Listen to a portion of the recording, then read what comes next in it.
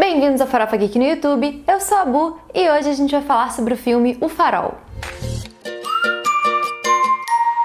E aqui nesse vídeo a gente vai falar sobre interpretações sobre o filme, tanto sobre o final, sobre como a metáfora ao redor do filme, então obviamente vai ter spoilers. Se você se importa com isso, se você ainda não viu o filme, sai correndo desse vídeo porque ele tá assustadoramente cheio de spoiler. O Farol é o novo filme de terror dirigido pelo Robert Eggers, que ficou super conhecido e super hypado por ter dirigido o seu primeiro filme, A Bruxa, de 2015. E assim como A Bruxa, esse aqui é um filme sobre terror psicológico, que significa que ele não é o tipo de terror mainstream que pode agradar a maior parte das pessoas. Tipo gore, slasher, jump scare, isso não são coisas que existem nesse filme. Uma das coisas mais aparentes sobre esse filme, que pode acabar causando um pouco de estranheza para o grande público, é o fato dele ser todo em preto e branco. Mas mais que isso, ele não é só preto e branco, ele tem um formatinho bem quadradinho, parece uma foto de Instagram. E o Robert Eggers, ele é um diretor extremamente meticuloso, cuidadoso e ele é um cara que pesquisa muito. Ele é o cara da pesquisa. Então você pode ter certeza que não existe ponta solta nesse filme, tudo tem uma explicação. No caso do preto e branco, essa escolha do diretor caiu como uma luva sobre a história do filme. Afinal, a gente está falando de dois caras que estão sofrendo pacas dentro desse lugar e é um lugar meio que sem vida. A única coisa que tem vida nesse lugar, além deles dois, do Willem Dafoe e do Robert Pattinson, são gaivotas e as forças da natureza. Então o preto e branco, ele remete a gente a essa atmosfera sem vida, essa atmosfera sem cor no sentido de sem alegria mesmo. Além disso, convenhamos que coisas em preto e branco assustam pacas. A Samara, bota um colorido ali na Samara, quebra totalmente ali o terror do filme. Tu acha que as cenas da Samara lá, do chamado, são preto e branco por uma razão? É óbvio, assusta muito mais. Já o formato de filmar quadradinho, ele casa muito bem com o filme no sentido de passar pra gente uma atmosfera claustrofóbica, enclausurante. E além dessa sensação claustrofóbica, isso funciona muito bem na hora de dar closes na cara dos personagens. Esse é um filme que só tem dois personagens e ele se apoia pesadamente na interpretação do Pattinson e do Dafoe. Então o recurso de close, ele é extremamente utilizado no filme e causa muito mais impacto, é muito mais intimista você dar um close num formato de vídeo menor do que você fazer isso numa tela widescreen. Além disso, o diretor também justificou o formato quadradinho por causa do terceiro personagem desse filme. Ele mesmo, o farol.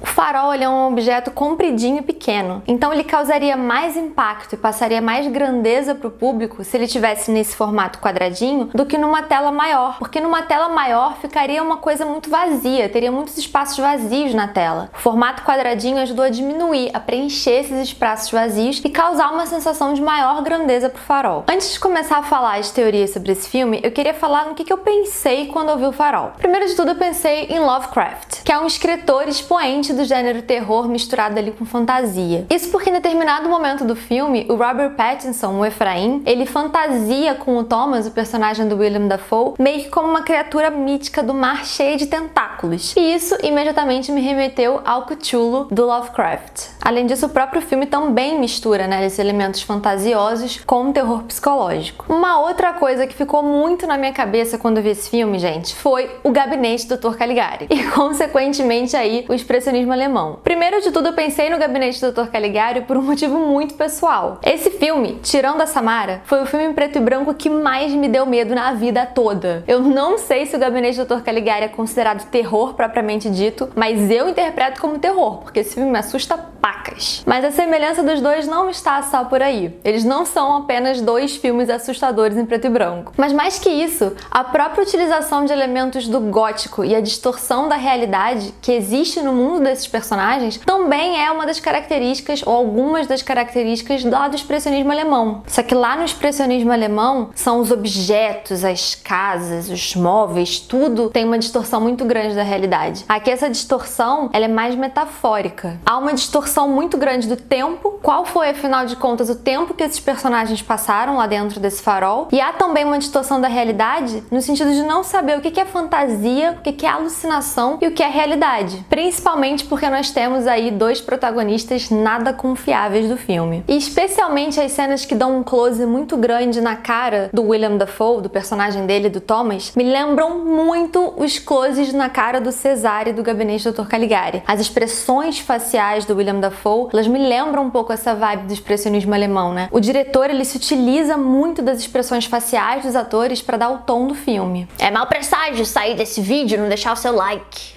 Bora falar agora então da grande metáfora do filme, interpretações sobre o final de O Farol, que é provavelmente o motivo de você estar vendo esse vídeo. Só uma coisa, gente, é importante falar que eu coloquei no título explicação, porque essa é a maneira que vocês costumam procurar por esse tipo de vídeo. Mas eu não tenho a menor pretensão de estar explicando pra vocês alguma coisa. Na verdade, o que eu tô fazendo aqui são expondo as minhas teorias sobre o final, as minhas interpretações sobre qual é a semiótica, qual é o significado do filme. Mas eu não sou a dona da razão, tá? Outras opiniões, elas só enriquecem mais ainda o filme, então se você tem alguma outra interpretação que diverge disso aqui que eu vou falar, deixa pra gente aqui nos comentários. Vamos lá, recapitulando a historinha do filme. São duas pessoas, o Thomas, interpretado pelo William Dafoe, e o Efraim, interpretado pelo Robert Pattinson, que se veem presas num farol, numa rocha, no meio do nada, no século XIX, por 4 semanas. Eles têm que passar as 4 semanas apenas contando com a presença e a companhia um do outro. E das suas mentes, muito imaginativas, talvez. Pouco a pouco, eles vão enlouquecendo tanto o outro quanto eles próprios. E aí, lá pelas tantas do filme, a gente descobre que o Efraim, que é o Robert Pattinson, na verdade não é Efraim coisa nenhuma. Ele mentiu sobre a identidade dele. O nome dele também é Thomas, assim como o personagem do William Dafoe, e ele, na verdade, matou um cara chamado Efraim e assumiu a identidade dele. Depois de passarem o filme brigando pra caramba, em algumas cenas até flertando,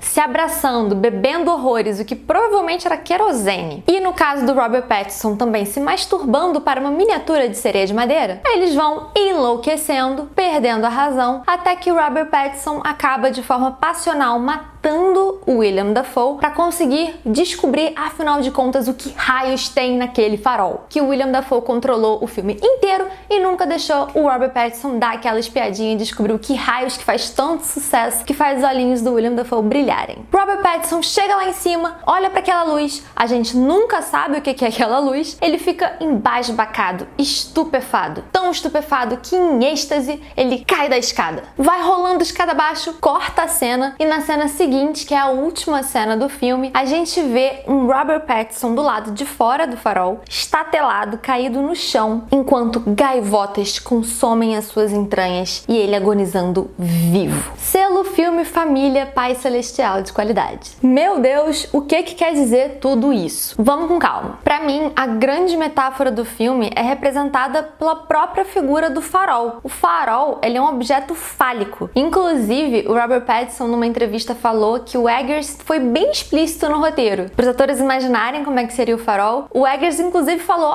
imagina como se fosse um pênis, um grande pinto. E esse objeto fálico, ele vai falar muito sobre as relações de poder e de identidade que esses personagens têm entre eles. O filme, ele fala muito sobre a masculinidade tóxica, sobre você ter que reprimir os seus sentimentos e reprimir quem você é. E ao mesmo tempo que reprimir isso te faz muito mal, aos poucos você não consegue mais reprimir. Então, aos poucos, você começa a travar uma luta interna em busca de autoconhecimento. Isso é muito visto, principalmente na figura do Robert Pattinson. O Robert Pattinson, ele é um cara que no início do filme ele não bebe. Ele não bebe porque a parada dele é o controle. Ele não quer perder o controle. Ele carrega alguns segredos que ele tem medo de poder extravasar se ele beber demais. E o filme deixa em aberto pra gente qual segredo o Robert Pattinson acha que é o pior deles. Foi o fato dele ter matado um cara ou o fato dele assumir pra ele mesmo que ele já sentiu um tipo de atração por um outro homem? Porque na cena em que o Efraim, o Pattinson, finalmente confessa pro Thomas que ele matou um cara, dá a entender pra gente que ele bota a culpa no cara, falando,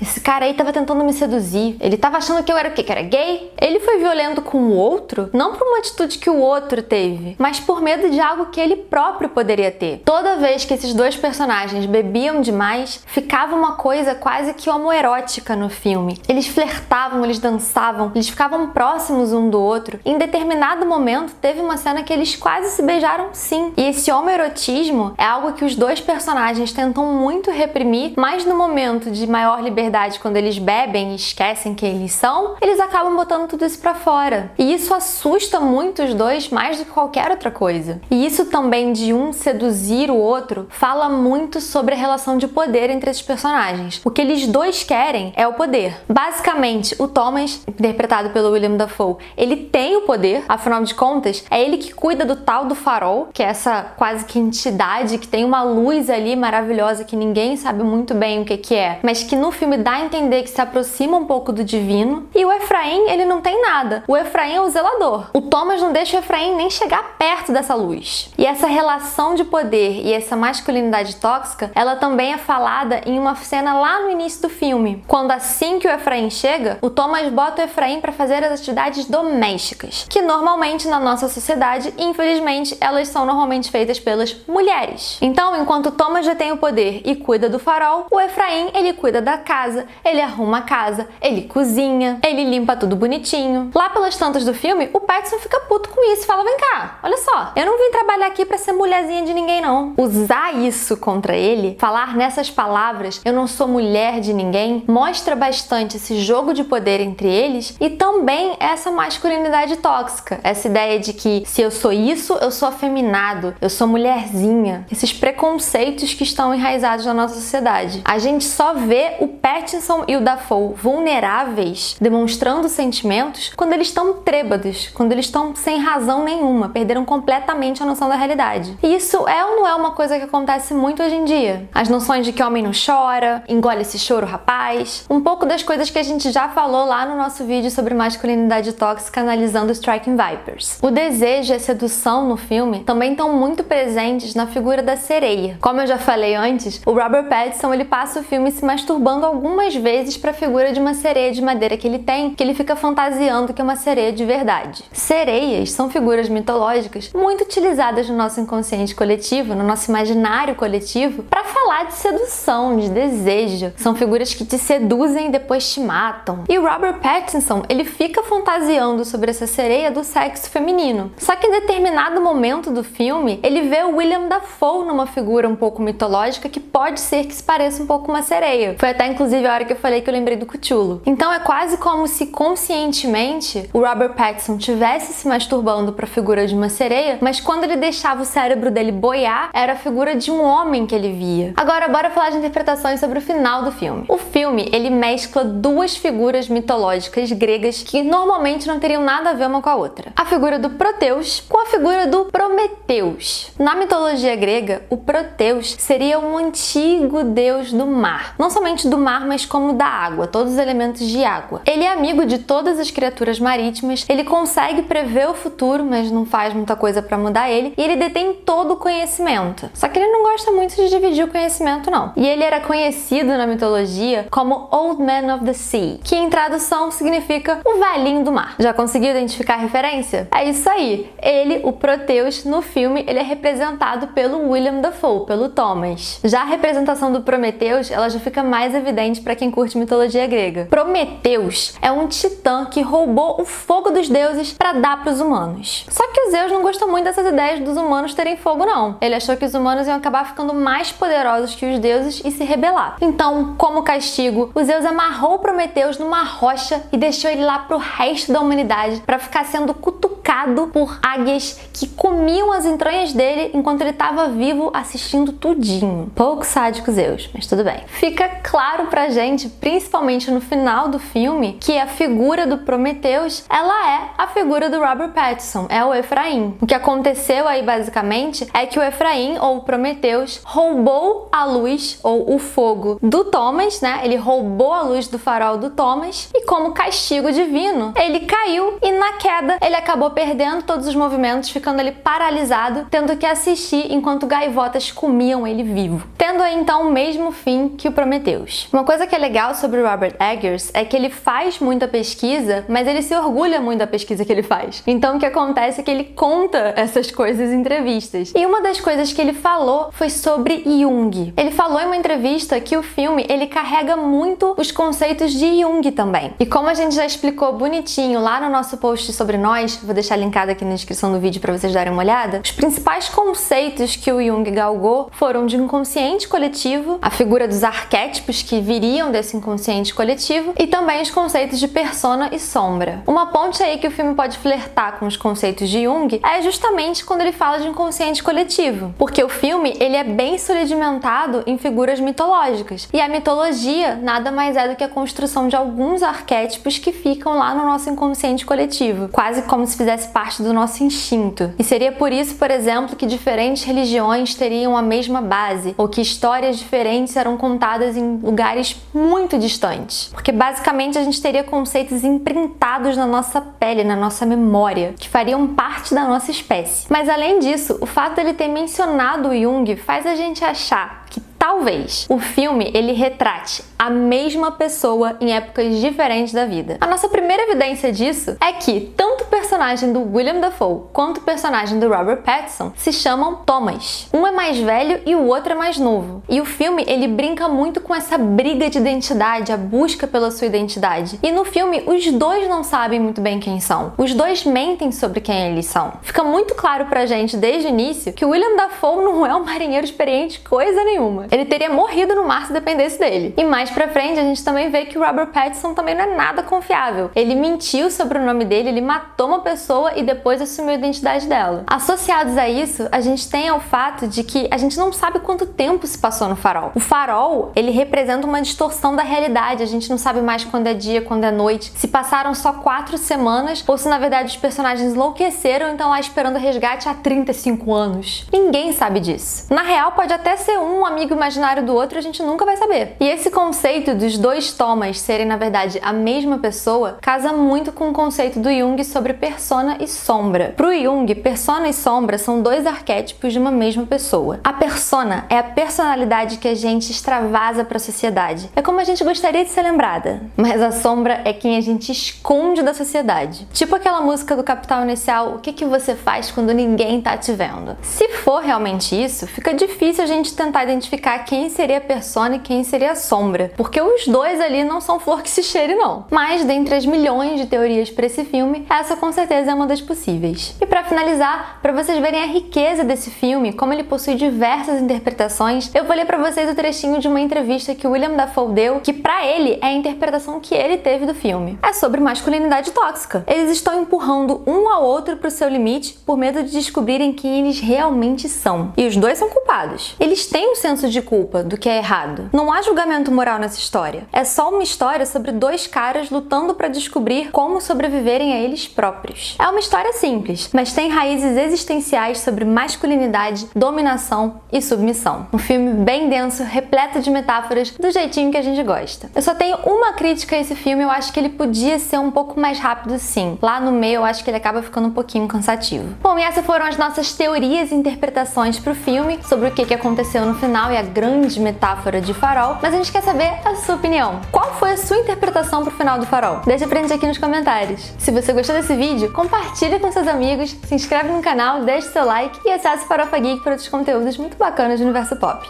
Um beijo e até a próxima!